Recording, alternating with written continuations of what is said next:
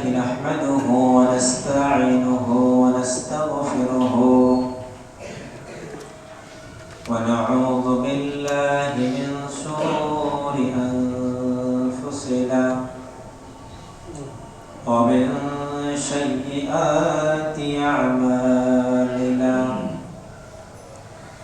من يهده الله فلا مضل له ومن يضلله فلا هادي له ونشهد أن لا إله إلا الله وحده لا شريك له ونشهد أن محمدا عبده ورسوله أما بعد فإن خير الحديث كتاب الله وخير الهدي هدي محمد صلى الله عليه وسلم وشر الأمور محدثتها وكل محدثة بدعة وكل بدعة ضلالة وكل ضلالة في النار أعوذ بالله من الشيطان الرجيم هذه جهنم التي كنتم توعدون اصلوها اليوم بما كنتم تكفرون প্রশংসা আল্লাহ তাআলার জন্য, শান্তি অবতীর্ণ হোক মুহাম্মদ মুস্তাফা সাল্লাল্লাহু আলাইহি ওয়াসাল্লামের উপর। আল্লাহুম্মা সাল্লি আলাইহি আল্লাহুম্মা বারিক আলাইহি। আজকে আমরা যে বিষয়ে আলোকপাত করতে যাচ্ছি, বিষয়টি হচ্ছে জাহান্নাম। আমরা গত দুইটা পর্ব আলোচনা করেছি কবরের ভয়াবহতা। আমরা পরবর্তী স্টেপ বিচার দিবস এবং জাহান্নাম সংক্ষিপ্তভাবে এই বিষয়ে আজকে আলোচনা করার চেষ্টা করব। জলের বোতলটা আনতে পারেন। আল্লাহ রাসূল সাল্লাল্লাহু আলাইহি ওয়াসাল্লাম বলেছেন, মানুষের মৃত্যুর পর সবচেয়ে ভয়াবহ জায়গা হচ্ছে কবর। তারপরে ভয়াবহ জায়গা হচ্ছে কিয়ামত। তারপরে ভয়াবহ জায়গা হচ্ছে বিচার দিবস, হাসরের মাঠ। তারপরে ভয়াবহ জায়গা হচ্ছে জাহান্নাম। আমরা ইতিপূর্বে আলোচনা করেছি কবর কি জিনিস আর কবরের মধ্যে কি ধরনের আযাব হয়। জান্নাত জাহান্নাম অনেক পরের বিষয়। অনেক মানুষ কবরের শাস্তিকে অস্বীকার করেছিল। আল্লাহ রাসূল সাল্লাল্লাহু আলাইহি ওয়াসাল্লামের জামানাতেও অস্বীকার করেছিল। সেই ফিতনা আজকেও দেখা দিচ্ছে, যারা কবরকে অস্বীকার করছে। আমরা সেই বিষয়ে খুবই সংক্ষিপ্তভাবে আলোচনা উপস্থাপন করেছি যে কবরের শাস্তি এটা চূড়ান্ত সত্য। রাসূলুল্লাহ সাল্লাল্লাহু আলাইহি ওয়াসাল্লাম বলেছেন। এটা কোরআন এবং হাদিস থেকে আমরা প্রমাণ করার চেষ্টা করেছিলাম। আজকে আমরা কবরের পরবর্তী ধাপ বিচারের মাঠ। বিচারের মাঠ এই সম্পর্কে আমাদের ধারণা কতটুকু আছে? এই বিচারের মাঠটা কতটুকু কেমন হবে, কি ধরনের এখানে পরিস্থিতি তৈরি হতে পারে? পবিত্র কোরআন প্রচুর আয়াত আছে এই বিষয়ে, প্রচুর অগণিত আয়াত আছে, যেখানে শুধুমাত্র বিচার দিবস নিয়ে প্রচুর আলোচনা করা হয়েছে। জাহান্নাম এবং বিচার দিবস এটা নিয়ে বিস্তারিত আলোচনা করা হয়েছে। কবরের আযাব সম্পর্কে আল্লাহ তাআলা কোরআনের মধ্যে ক্লু দিয়েছেন, যেখান থেকে প্রমাণ করা যায় যে কবরের আযাব সত্য। কিন্তু বিচার দিবস, জান্নাত এবং জাহান্নামের বিষয়ে এত বিস্তারিত আলোচনা করা হয়েছে আপনি যদি পবিত্র কোরআনটা পড়েন, সূরা ওয়াকিয়া পড়বেন, জান্নাতে বিস্তারিত বর্ণনা দেওয়া হয়েছে, ওখানে বিস্তারিত বর্ণনা। আমরা জান্নাত নিয়ে আলোচনা করব পরবর্তী ইনশাআল্লাহ। আজকের আলোচনা হচ্ছে বিচারের মাঠটা কেমন হবে।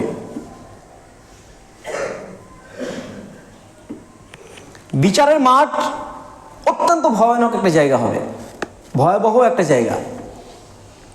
কেমন হবে আমি খুবই সংক্ষিপ্তভাবে আলোচনা করার চেষ্টা করছি।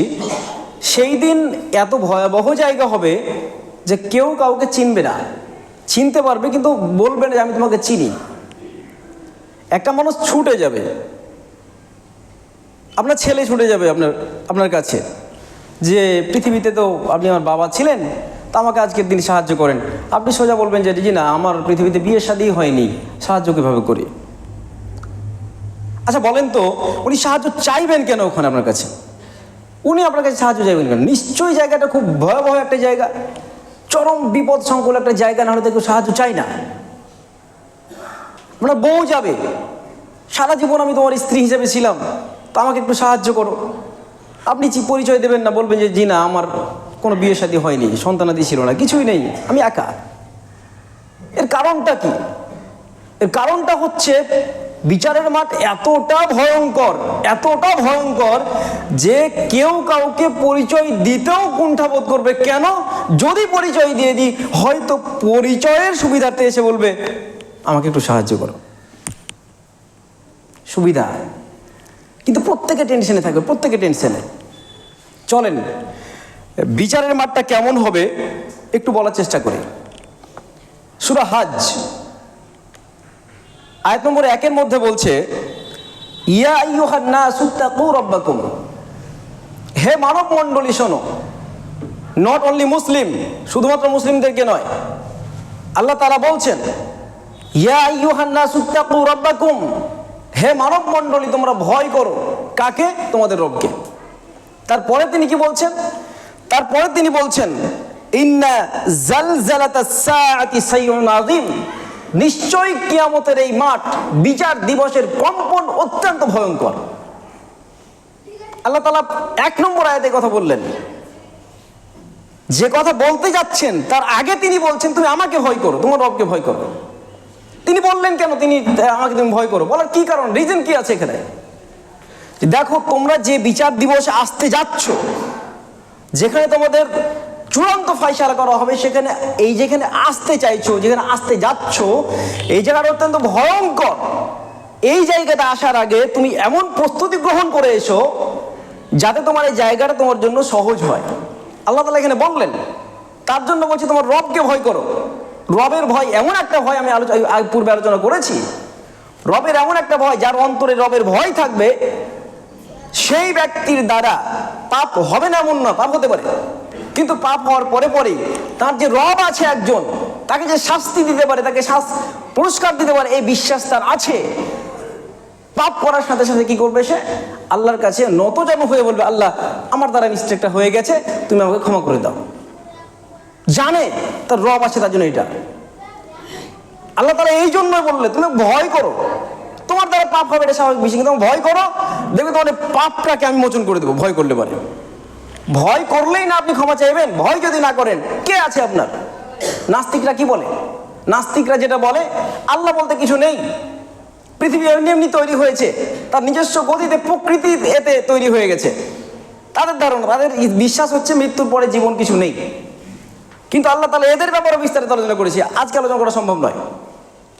আমি বলতে চাইছি, আল্লাহ তাআলা এখানে স্পষ্ট বলেই দিলেন এই বিচারের মাঠটা এতটা ভয়ঙ্কর, যেখানে তোমাকে আনা হবে এবং সেই দিনই তোমাকে পাঠানো হবে জান্নাত, পাঠানো হবে জাহান্নাম। আল্লাহ রাব্বুল আলামিন স্পষ্ট বলছেন সেই দিনের পরে, তার পরের আয়াতে বলছে ইয়াউমা তারাউনাহা, ইয়াউমা তারাউনাহা তাযহাল কুল্লু মুরদিআতিন আম্মা আরদাআত। সুবহানাল্লাহ, কিয়ামতের মাঠ কতটা ভয়ঙ্কর, কতটা ভয়াবহ উনি এখানে বলছেন। আল্লাহ তাআলা বলছেন সেই দিন তোমরা সকলে দেখতে পাবে যে সমস্ত নারীরা তাদের কোলের শিশুকে দুধ পান করাতো, ওই সমস্ত নারীরা এতটা ভয়ঙ্কর পরিস্থিতি তৈরি হবে, এই বাচ্চাকে ফেলেই ছুটতে শুরু করবে। আমি দেখেছি অনেক ভূমিকম্প, আমি দেখেছি, আপনারা সবাই দেখেছেন। এই কম্পনের মাত্রা এতটা বেশি হওয়া সত্ত্বেও পৃথিবীর যারা বাবা মা থাকে তারা তার সন্তানকে ফেলে চলে যায় না, বুকে আগলে ধরে রাখে, বুকে আগলে ধরে এমন করে আষ্টে পিষ্টে ধরে থাকে, তার মায়ের পিঠের উপরে সমস্ত জিনিসগুলো পড়ে, কিন্তু বাচ্চাকে আঘাত লাগতে দেয় না। আজকের মা বাবার এত মায়া মহব্বত আছে। তাইওয়ানের ভূমিকম্প দেখেননি? একটা বাবা তার সন্তানকে যখন ওই বিল্ডিংগুলো ভেঙে ভেঙে পড়ছে, তার সন্তানকে এভাবে ধরে শুয়ে গেছে, এমন করে শুয়েছে যেন তার বাচ্চাটার কোনো ক্ষতি না হয়। বিল্ডিং ধসে তার পিঠের উপর পড়েছে, কিন্তু বাচ্চার কোনো ক্ষতি হতে দেয়নি। কিন্তু সেই দিনের কথা বলছে আল্লাহ তাআলা, ইয়াউমা তারাউনাহা, সেই দিন তুমি অবশ্যই দেখতে পাবে। কি দেখবে? দুধের যারা এই সমস্ত নারীরা দুধ পান করাতো বাচ্চাদেরকে, ছোট্ট ছোট্ট বাচ্চা, এই বাচ্চাগুলোকে ফেলে দেবে, ভুলে যাবে, মনে রাখবে না যে আমার বাচ্চা আছে। এখানেই শেষ? এখানেই শেষ নয়। আল্লাহ তাআলা একটু আগিয়ে গিয়ে বলছে, ওয়াদাউ কুল্লু যাতি হামলিন হামলাহা, যে সমস্ত মহিলারা গর্ভবতী থাকবে ওই সমস্ত মহিলারা গর্ভপাত করে ফেলবে। গর্ভপাত বিষয়টা সহজ বিষয় নয়। গর্ভ যারা ধারণ করে তারাই জানে কতটা কষ্ট। যে সমস্ত মহিলারা বাচ্চা জন্ম দিয়েছে তারা জানে কতটা কষ্ট। আপনি আমি পুরুষ মানুষ হাজার চেষ্টা করলে এটা অনুভব করার মতো সক্ষমতা আমি পারবো না, আপনাকে বুঝাতে পারবো না কতটুকু অনুভব করে, কতটুকু কষ্ট। যেই মহিলা বাচ্চা জন্ম দিয়েছে সেই মহিলাই বলতে পারে কতটা কষ্টে তারা ছিল। কিন্তু সেই দিন এতটা ভয়ঙ্কর পরিস্থিতি তৈরি হবে, যেই দিন বুঝতেই পারবে না তার যে প্রসব হয়ে গেছে, সন্তানটা বুঝতে পারবে না। এখানেই শেষ? আল্লাহ তাআলা এখানে শেষ করে দিলেন না। তিনি বলছেন, ওয়াতারান নাসা সুকারা, সমস্ত মানুষ নেশাগ্রস্তের মতো হয়ে যাবে, মাতালের মতো হয়ে যাবে। আজকের দিনে নেশাখোরকে বোঝা যায় না। যে সমস্ত মানুষেরা প্রচন্ড নেশাগ্রস্ত থাকে, তারা মা কি, স্ত্রী কি, ভাই কি, বোন কি, পাড়া কি, পড়োশি কি, শরীরের কাপড় আছে কি নাই গুরুত্বপূর্ণ নয়, সে নেশা করেছে, মাতাল, কাউকে চিনে না, এত মাতাল। আল্লাহ বলছে সেই দিন ওয়াতারান নাসা সুকারা, সেই দিন মানুষেরা কি করবে? সে হিন্দু হোক, খ্রিস্টান হোক, জৈন হোক, পার্সি হোক, সমস্ত মানুষ মাতালের মতো অবস্থা হবে। মাতাল, হিতাহিত জ্ঞান থাকবে না, কি করছে না। আপনি চিন্তা করে দেখেছেন কেন হবে? কি এমন রিজন আছে সেখানে? কি হয়েছে সেখানে? কি হবে সেখানে বলেন? যা দেখে মানুষ, মহিলারা তার দুগ্ধপুত্র শিশুকে, বাচ্চাকে ফেলে দেবে, গর্ভপাত হয়ে যাবে, মানুষ মাতালের মতো হয়ে যাবে। আল্লাহ তাআলা বলছে মাতালের মতো হবে, কিন্তু নেশা তারা পান করে থাকবে না। নেশা পান না করেও যদি মাতাল হয়ে যায়, বলেন তো পরিস্থিতি কতটা ভয়ঙ্কর হতে পারে। তার পরেরটুকু অংশটুকু বলছে, ওয়ালাকিন্না আযাবাল্লাহি শাদীদুন। কেন এটা হবে? এই জন্যই হবে, আল্লাহর শাস্তি অনেক ভয়ঙ্কর। আচ্ছা বলেন তো, সেই দিন তো আমরা জানি জাহান্নামে গিয়ে শাস্তি হবে, কিন্তু কিয়ামতের মাঠে কি এমন জিনিস আছে, কি এমন জিনিস প্রদর্শন করা হবে যা দেখে মানুষ কাঁপতে থাকবে। মানুষ সন্তানকে চিনবে না, মানুষ তার স্ত্রীকে চিনবে না, মানুষ তার বাবাকে চিনবে না, কাউকে চিনবে না। কি এমন জিনিস আছে সে কিয়ামতের মাঠে, বিচার দিবসের মধ্যে? আপনি জানেন কি এমন জিনিস আছে?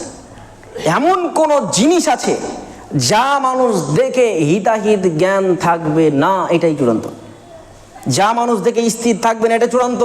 এমন কোন জিনিস দৃশ্যায়ন করা হবে সেখানে। কি দেখানো হবে? চলেন একটু দেখানোর চেষ্টা করি আপনাকে কি দেখানো হবে। সেই দিন যেটা করা হবে, সূর্য থাকবে মাথার 1 মাইল দূরে। কল্পনা করেন, আমি খুব নর্মালভাবে আপনাকে বোঝানোর চেষ্টা করছি, খুব নর্মাল। রাসূলুল্লাহ সাল্লাল্লাহু আলাইহি ওয়াসাল্লাম বলছেন যে সেই দিন তোমার মাথা থেকে 1 মাইল যতটা দূর হয়, এই মাথা থেকে নিয়ে 1 মাইল দূরে তোমার সূর্য থাকবে। সূর্য যদি মাথার 1 মাইল উপরে থাকে, আপনার মনে হয় খুব সুখ শান্তি লাগবে নাকি? আজকের দিনে সূর্য কতটা দূরে আছে অনুমান করেছেন? আপনার অনুমান করার সক্ষমতা নেই, এতটা দূরে আছে। সেই সূর্য থেকে যে রশ্মিটা আসছে, অতিবেগুনি রশ্মি, এটাকে একটা লেয়ার আছে, লেয়ার, এই লেয়ারটা শোষণ করে, তারপরে এখানে আসে। ভালো করে বুঝবেন, সেই দিনকে কোনো লেয়ার থাকবে না, সেই দিনকে কোনো স্তর থাকবে না। যেই স্তরগুলো, যে লেয়ারগুলো অতিবেগুনি রশ্মি শোষণ করে, এটা থাকবে না। সূর্য সরাসরি মাথার 1 মাইল উপর থেকে আপনার প্রজ্বলিত হয়ে আপনার মাথার উপরে আগুন বর্ষণ করবে, আগুন। সূর্য সমস্ত শক্তির উৎস। পৃথিবী জগতে যত কিছু তৈরি হচ্ছে, সূর্যই হচ্ছে মেন কেন্দ্রবিন্দু শক্তির। এই সূর্য যদি না থাকে কোনো কিছু তৈরি হবে না, এমনকি আপনার খাদ্যটা তৈরি হবে না। আপনি যে খাদ্যটা খাচ্ছেন, গাছ যে একটা খাদ্য তৈরি করে, খাবার তৈরি করে, এটাও সূর্যের রশ্মি নিয়েই করে, সূর্যের রশ্মি ছাড়া হবে না। আপনি চিন্তা করেছেন, এই সূর্য যদি 1 মাইল মাথার উপর থেকে আপনার মাথার উপরে আলো বর্ষণ করবে, আগুন বর্ষণ করবে, আগুন, তখন আপনার পরিস্থিতিটা কেমন হতে পারে আপনি চিন্তা করেন। এখানেই শেষ নয়, সেই দিনকে আরশের ছায়া ছাড়া কোনো ছায়া থাকবে না। এখন তো একটু যদি গরম লাগে, সাইডে প্রচুর গাছ, এই গাছের তলায় গিয়ে আপনি গিয়ে শান্তভাবে থাকতে পারেন। কিন্তু আল্লাহ রসুল সাল্লাল্লাহু আলাইহি সাল্লাম বলছেন, সেই দিন কোনো ছায়া থাকবে না, একটাই ছায়া থাকবে, সেটা হচ্ছে আরশের ছায়া। আরশের ছায়া থাকবে। এই আরশের ছায়া যে সে পাবে না, 7 শ্রেণীর মানুষ আরশের ছায়া পাবে। 7 শ্রেণীর মানুষ। 7 শ্রেণীর মানুষের ক্যাটাগরিতে যদি আপনি পড়েন, তাহলে আপনি যাবেন ওই আরশের ছায়ার নিচে, নচেত আপনি আরশের ছায়া পাবেন না। বলেন তো, যেই দিন সূর্য থাকবে মাথার 1 মাইল উপরে, কোনো ছায়া থাকবে না আরশের ছায়া ব্যতিরেকে, অর্থাৎ মনে করে নিতে হবে কোনো ছায়া থাকবে না। সেই ছায়াহীন মাথার 1 মাইল উপরে সূর্য আগুন বর্ষণ করবে, এই মুহূর্তে আপনার পরিস্থিতি কতটা ভয়ঙ্কর হতে পারে বলেন। আপনি যখন রাজমিস্ত্রি কাজ করতে যান, রাজমিস্ত্রি কাজ করতে যখন আউট, মানে ভাড়ার দিকে আউট সাইডে যখন কাজ করেন, প্লাস্টার করেন, প্লাস্টার করার সময় যখন ওই সূর্যের আলো যখন আপনাকে জানায়, সূর্যের আলো যখন আপনার পড়ে, তখন ঘামের চোটে আপনি টিকতে পারেন না, মাথা ঘুরে যায়। সেই সময় আপনাকে রেস্টের জন্য নামতে হয় কিছুক্ষণের জন্য। আমি রাজমিস্ত্রি কাজ করেছি, আমি জানি, আমি কাজ করেছি আলহামদুলিল্লাহ। কাজের কথা বলতে লজ্জা বলতে কিছু নেই, কাজ করে খেতে হবে, কাজ মানুষের সম্মান দেয়। আমি রাজমিস্ত্রি কাজ করেছি, এই রাজমিস্ত্রি কাজ করতে গিয়ে দেখেছি কতটা কষ্ট আমার বড় হয়েছে। পৃথিবীতে যত কষ্টকর কাজগুলো আছে তার মধ্যে একটা হচ্ছে রাজমিস্ত্রির কাজ। বলেন তো, মাথা যখন ঘুরে যায়, তখন আপনি যখন এসে রেস্ট করেন, আপনার আরাম কেমন লাগে? সূর্য মাথার উপরে 1 মাইল উপরে থাকবে, এই সময় আপনি কি নামার সুযোগ থাকবে? কোনো ছায়ার সুযোগ থাকবে? কোনো ছায়ার সুযোগ নেই, কোনো আরামের সুযোগ নেই, শুধুমাত্র আগুন আর আগুন বর্ষণ হবে। রাসূল আকরাম সাল্লাল্লাহু আলাইহি সাল্লাম বলছেন, সেই দিন কারো ঘাম হবে টাকনো পর্যন্ত, সেই দিন কারো ঘাম হবে কোমর পর্যন্ত, সেই দিন কারো ঘাম হবে গলা পর্যন্ত। এমন ঘাম হবে, এই মানুষ ঘামে সাঁতার কাটবে, কি পরিমাণ উত্তাপ বর্ষণ করবে সূর্য, আপনি চিন্তা করুন একবার।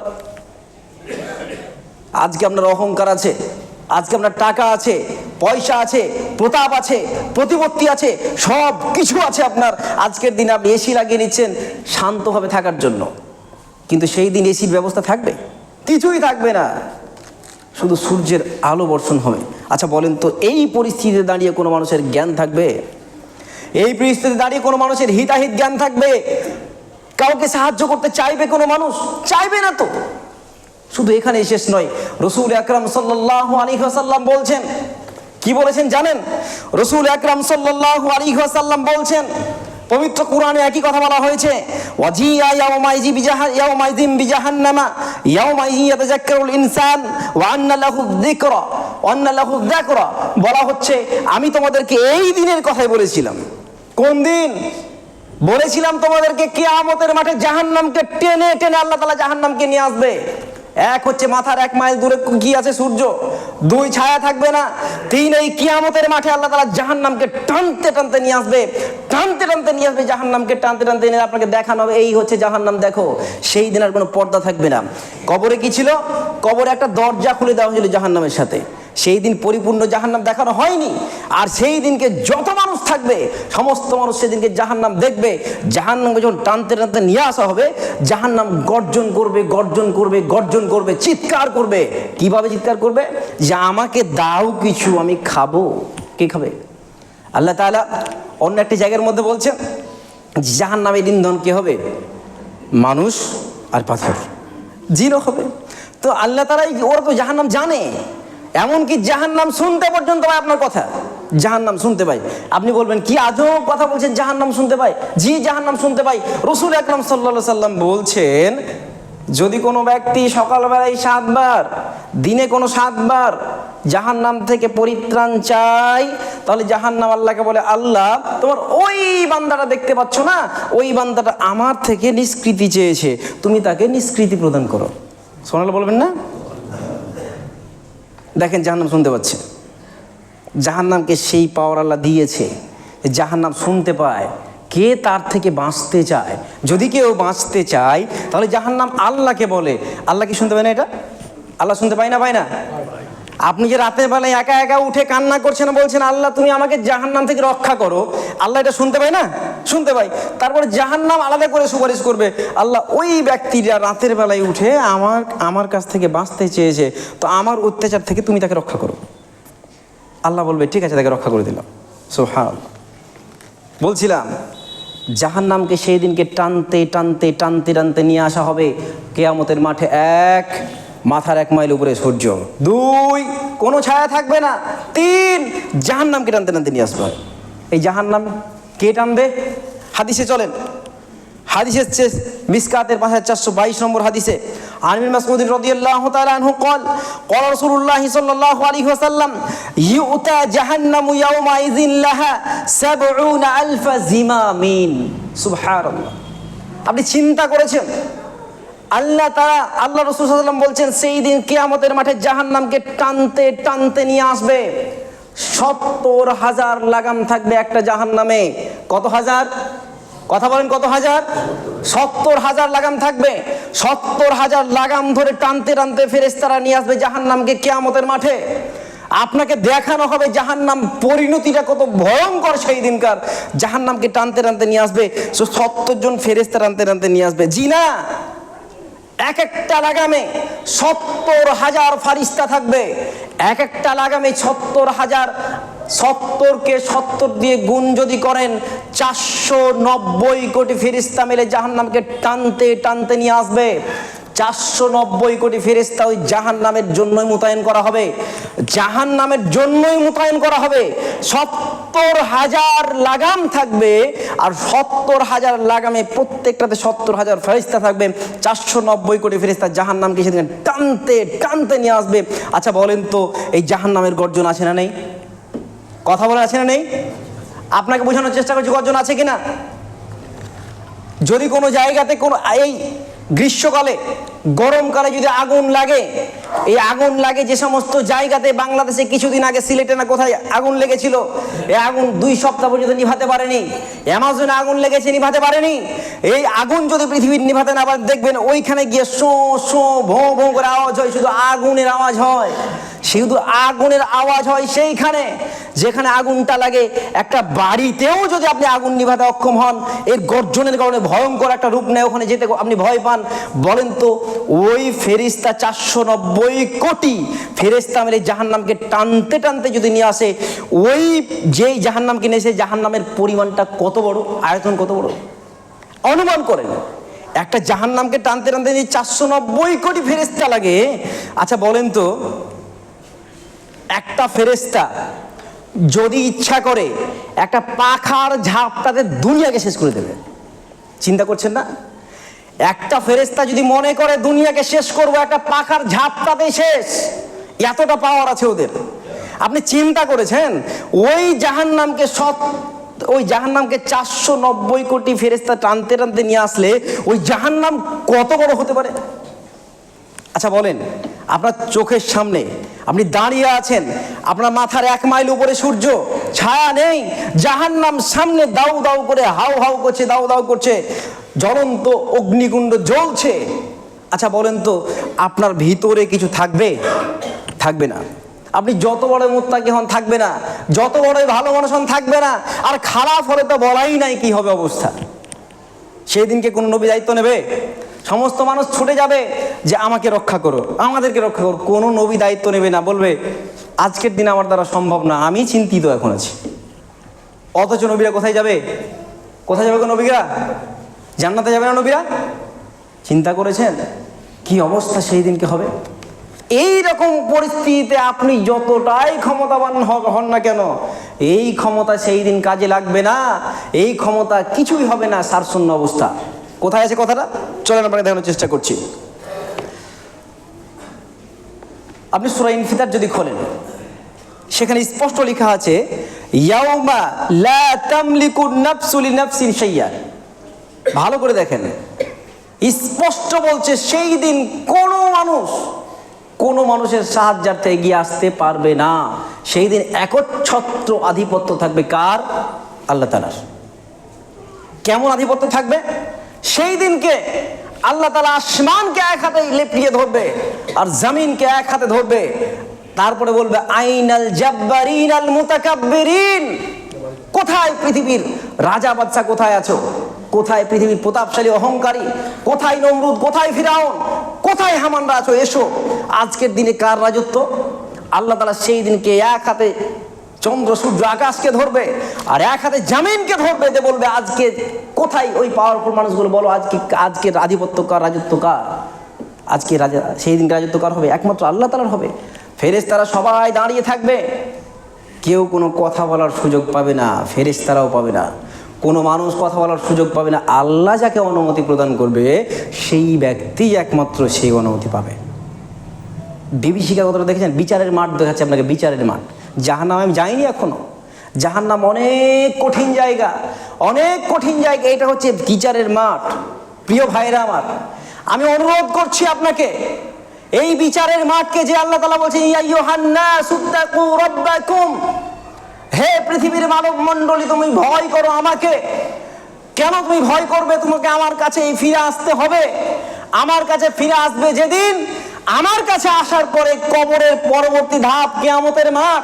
এখানে বিচার সম্পাদিত হবে। তুমি ভালো নাকি মন্দ, তুমি পৃথিবীতে কতটুকু ভালো কাজ করেছিলে, তোমার সমস্ত পুঙ্খানুপুঙ্খ হিসাব দেওয়া হবে। তোমার হাতে সেই দিনকে আমলনামা ধরিয়ে দেওয়া হবে, বলা হবে তুমি পড়ো এখন। তোমার প্রত্যেকটা কর্ম, প্রত্যেকটা কাজ, প্রত্যেকটা আচরণ, প্রত্যেকটা কথা, প্রত্যেকটা ইবাদত সেই দিনকে লেখা থাকবে আমলনামাতে। পড়বেন আর ভাববেন আল্লাহ এত আশ্চর্য একটা কিতাব তুমি আমাকে দিলে, যেই কিতাবের মধ্যে কোনো কিছুই বাদ দিলে না, সবই উঠলো, সবই উঠবে। আপনি ছাড় পাবেন। আপনি যেই জায়গাতে যে পাপটা করছেন, ওয়াল্লাহি আল্লাহর কসম করে বলছি, আল্লাহর কসম করে বলছি, এই জায়গা সেদিনকে সাক্ষী দেবে। যেই হাত দিয়ে পাপ করেছেন এই হাত সেই দিনকে সাক্ষী দেবে, যেই ঠোঁট দিয়ে পাপ করেছেন এই ঠোঁট সেই দিনকে সাক্ষী দেবে, যেই জায়গায় করেছেন সেই জায়গা সাক্ষী দেবে। সাক্ষী তো দেবেই, সেই দিনকে ফুটেজ দেখানো হবে, ফুটেজ, ভিডিও। আপনি যা কিছু করছেন আপনি সিসি ক্যামেরার মধ্যে আছেন। বলে না, আপনি যদি দোকানে যান, দোকানে গেলে আপনার কি বলা হয়? You are under CC camera. আপনি এখন বর্তমানে সিসি ক্যামেরার আন্ডারে আছেন। আল্লাহ তাআলা স্পষ্ট বলছে তুমি আমারই আয়ত্তে আছো, তোমার সব কিছু রেকর্ড হচ্ছে, রেকর্ড। ভাই, সিসি ক্যামেরা তো আসে, কিন্তু সব কিছু রেকর্ড হলো আমরা পুঙ্খানুপুঙ্খভাবে দেখতে পারি না। কিন্তু আল্লাহ বলছে, কি বলছে? যে তোমার দুই কাঁধে আমি দুইজন লেখককে রেডি করে রেখেছি। তোমার দুই কাঁধে রেডি করে রেখেছি। শুধু ফুটেজ নিচ্ছে তা নয়, প্রত্যেকটা কর্মকে নোট করছে। তুমি কি করেছো, কোথায় যাচ্ছ, কি করছো, কেমন করে করছো, কার কতটুকু সম্পদ হরণ করেছো, কার কতটুকু উপকার করেছো, সব কথাই তারা লিখতে আছে। 24 ঘন্টায় লিখছে, 24 ঘন্টায় লিখছে, একটা সেকেন্ডও তারা বসে নাই। মাত্র দুইজন ফেরেশতা, জি না, মাত্র দুইজন ফেরেশতা না, এই দুইজন ফেরেশতার চেঞ্জ হয়, চেঞ্জ। চিন্তা করেছেন? ফজরের সময় চেঞ্জ হয়, আসরের সময় চেঞ্জ হয়। এই দুইজন ফেরেশতা এই যা কিছু লেখে, আপনি এখন ফজর থেকে শুরু করেছেন কাজ করতে, আপনি আপ টু আসর পর্যন্ত যা করবেন এই আসরের মধ্যে সব নোট করবে। আর সব নোট করে আল্লাহকে বলবে এই নাও, তোমার প্যাড নিয়ে নাও, আমি তোমাকে এই বান্দার আমল নাও তোমাকে দিয়ে দিলাম। বলেন তো, কোনো কথা বাদ যাচ্ছে না, সব কথাই রেকর্ড হচ্ছে। ভাই, অনুধাবন করেন একবার কি হতে পারে সেই দিনকে। আপনার রস, আপনার শখ, আপনার আহ্লাদ কোনো কিছু থাকবে না সেই দিনকে। একটা হাদিস আপনাকে বলি, জাহান্নামে একটু যায়, কিয়ামতের মাঠটা একটু রেখে জাহান্নামের দিকে যায়। রাসূল আকরাম সাল্লাল্লাহু আলাইহি সাল্লাম বলছেন, জাহান্নাম সেই দিনকে এতটা ভয়ঙ্কর হবে যে জাহান্নামকে প্রস্তুত করার পরে জাহান্নাম রেডি আছে। এখন পৃথিবীর মধ্যে সব চাইতে যে ব্যক্তি ধনী ব্যক্তি ছিল, সব চাইতে এখন পৃথিবীতে ধনী ব্যক্তি ধরেন এখন ইন দ্য মিন টাইম, এই সময়ের মধ্যে সবচাইতে ধনী ব্যক্তি ইলন মাস্ক, সবচেয়ে ধনী ব্যক্তি। অ্যাকচুয়াল তথ্য আপনাকে বলছি। আল্লাহ তাআলা ওই ইলন মাস্ককে, আমি উদাহরণের জন্য বলছি, আপনি বলিয়েন না বা ইলন মাস্ক জাহান্নামে, ইমাম সাহেব ইলন মাস্ককে জাহান্নামে ভরে দিল। জি না, আমি বলছি না। যদি ইমানের হালাতে না মরে, ইলন মাস্ক কেন, আমিও জাহান্নামে যাব। তো যদি এই ইলন মাস্ককে আল্লাহ তাআলা সেই দিনকে বলবে, পৃথিবীর সবচেয়ে অহংকারী, সবচেয়ে দাপুটে, সবচেয়ে সম্পদশালী ব্যক্তিটাকে ধরবে, ফেরেশতাকে বলবে ধরো, ধরে তুমি ওই জাহান্নামে একবার চুবিয়ে তোলো। চুবানো বুঝেন? যারা চা খেয়েছেন স্টেশনে, বিভিন্ন জায়গায় যান, দেখবেন ওরা চায়ে চা দেয়, তো চায়ের ওই একটা পানির মতো দুধ দেয়, হয়তো দুধ দেয়, আর চায়ের একটা প্যাকেট থাকে, প্যাকেট সুতা বাঁধা থাকে, ওই প্যাকেটটা ওই গ্লাসের মধ্যে চুবিয়ে আবার তুলে নেয়, ওতেই চা হয়ে যায়, গরম থাকে। রাসূল আকরাম সাল্লাল্লাহু আলাইহি ওয়াসাল্লাম বলছেন, সেই দিন পৃথিবীর সবচাইতে অহংকারী, দাপুটে, সম্পদশালী ব্যক্তিকে ধরে আনা হবে। ফেরেশতাদেরকে বলা হবে ওকে ধরো আর জাহান্নামে একবার ভরো, জাহান্নাম থেকে চুবিয়েই তুলে নাও তাকে একবার, দিয়ে এবার জিজ্ঞাসা করো, বলো তো তুমি পৃথিবীতে কোনোদিন সুখে ছিলে? সেই ব্যক্তিকে যখন জিজ্ঞাসা করা হবে তাকে চুবিয়ে, যে বলো তো তুমি জীবনে কোনো সুখ পেয়েছো? তখন বলবে, আল্লাহর কসম করে বলছি, তোমার ইজ্জতের কসম, আমি কোনোদিন পৃথিবীতে সুখে ছিলাম না। বলেন তো কতটা ভয়ঙ্কর জায়গা সেটা? ভয়ঙ্কর জায়গা নয়? আল্লাহর রাসূল বলছেন, পৃথিবীর মধ্যে সবচাইতে দরিদ্র ব্যক্তি, যাকে মানুষই মনে করতো না, ওই মানুষটাকে ধরে আনবে, যে কোনোদিন ভালো করে দুবেলা খেতে পায়নি, যে কোনোদিন ভালো করে দুবেলা দুটো মানুষের সাথে ভালো ব্যবহার পায়নি, যে মানুষটা সমাজে চলতো, তো মানুষে তাকে মানুষ মনে করতো না, ওই মানুষটাকে তুমি ধরে আনো। ফেরেশতা তাকে ধরে আনবে খুঁজে খুঁজে, ওই মানুষটাকে বলবে, এই ফেরেশতাকে বলবে, ওই লোকটাকে এবার জান্নাতে একবার ঢুকিয়ে বের করো, তাকে জান্নাত থেকে একবার বের করবে, ঢুকিয়ে বের করবে, বলো তো তুমি পৃথিবীতে কোনোদিন দুঃখ পেয়েছিলে? সেই ব্যক্তি বলবে, তোমার ইজ্জতের কসম আল্লাহ, আমি জীবনে কোনোদিন দুঃখ পাইনি। সুবহানাল্লাহ। বলেন, জান্নাত কি জিনিস, জাহান্নাম কি জিনিস? জাহান্নামের ভয়াবহতা নিয়ে আমরা সামনের জমাতে আলোচনা করব। আপনাকে আজকের দিনে কিয়ামতের মাঠে খুবই সংক্ষিপ্ত একটা চিত্র তুলে ধরার চেষ্টা করলাম। কেন সেই দিন মানুষকে চিনবে না? কেন? কারণ একটাই, সেই দিনের ভয়াবহতা এত বেশি হবে যা আমি কল্পনা পর্যন্ত করতে পারি না। সেই দিন মাথার 1 মাইল উপরে সূর্য থাকবে, কোনো ছায়া থাকবে না, জাহান্নামকে টেনে আনা হবে, আর সেই দিনকে কাউকে কথা বলার সুযোগ দেওয়া হবে না। সেই দিনকে সামনে রেখে, জাহান্নামকে সামনে রেখে আপনার জীবনটাতে যদি কোনো ত্রুটি হয়ে থাকে, আজ এই সময় আপনাকে অনুরোধ করছি আমি, যদি ত্রুটি থাকে, আল্লাহ বলছেন, তোমার এই ত্রুটির পরিমাণ যদি আসমান ভর্তি হয়ে যায়, তোমার এই পাপটা যদি আসমান ভর্তি হয়ে যায়, জমিন পরিপূর্ণ হয়ে যায়, আর তুমি যদি ক্ষমা চাও, তাহলে আল্লাহ রাসূল বলছেন, সেই ব্যক্তির কাছে জমিন পরিমাণ, পৃথিবী পরিমাণ ক্ষমা নিয়ে আল্লাহ তার কাছেই হাজির হবে। সুবহানাল্লাহ। সুযোগ আছে, এখন সুযোগ আছে। আপনি চাইলেই কিন্তু কি করতে পারবেন? আপনি নিজের ভবিষ্যৎটাকে উজ্জ্বল করতে পারবেন, চাইলে। আর যদি না চান, কিছু করার নেই, মজা অপেক্ষা করছে আপনারা সবার জন্য। প্রস্তুত থাকেন। আল্লাহ আমাদের সবাইকে বিচার দিবসের যে প্রস্তুতি, চূড়ান্ত প্রস্তুতি নেওয়ার তৌফিক দান করুন। আমিন।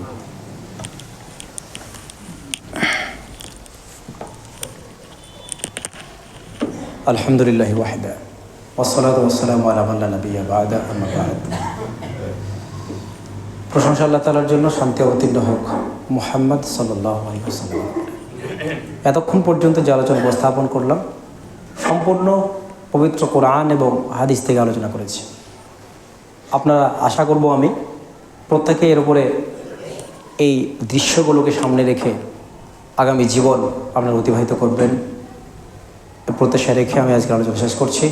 আল্লাহ আমাদের সকলকে এই প্রস্তুতি গ্রহণ করার তৌফিক দান করুন, আমিন। আল্লাহুম্মা সাল্লি আলা মুহাম্মাদিন ওয়া আলা আলি মুহাম্মাদ কামা সাল্লাইতা আলা ইব্রাহিম ওয়া আলা আলি ইব্রাহিম